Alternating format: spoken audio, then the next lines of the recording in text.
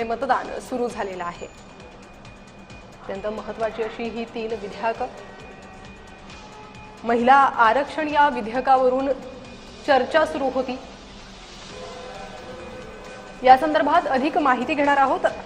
माझे वरिष्ठ सहकारी प्रसाद काठे सर आपल्यासोबत जोडले गेले आहे। प्रसाद सर, 3 विधेयकावरील हे मतदान सुरू झालेलं आहे, काय सांगाल? आताच्या घडीला आपण लोकसभेतील एका अत्यंत ऐतिहासिक अशा घटनाक्रमाच्या शेवटच्या टप्प्याचं दृश्य पाहतो आहोत। लोकसभेतील सर्व जागांवर अपेक्षित अशा सदस्यांनी आपलं स्थान ग्रहण केलेलं आहे। केंद्रातल्या नरेंद्र मोदी सरकारने 3 प्रमुख विधेयक आणलेली आहेत। पहिलं विधेयक त्यांचं आहे ते म्हणजे महिला आरक्षण, दुसरं विधेयक आहे राज्यांमधील मतदारसंघ पुनर्रचना आणि तिसरं विधेयक आहे केंद्र शासन असलेल्या म्हणजे केंद्र शासित प्रदेशातील मतदारसंघ पुनर्रचना। या 3ही विधेयकांवर टप्प्याटप्प्याने मतदान होणार आहे आणि या 3ही विधेयकांवरच्या टप्प्याटप्प्याने होणाऱ्या मतदानाची प्रक्रिया अपडेट या ठिकाणी करण्यात येते। क्षणाक्षणाला त्याचा सगळा तपशील दिला जातोय।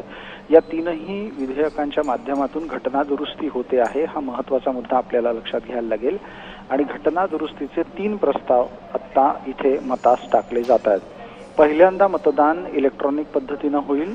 नंतर जर समजा त्या विधेयकावर कोणी मतविभाजन मागितलं तर मतविभाजन होऊ शकतं। दरम्यान सध्याचे आपल्या संसदेतील कॅबिनेट सेक्रेटरी म्हणजे सचिव बोलतायत, आपण ते ऐकूया।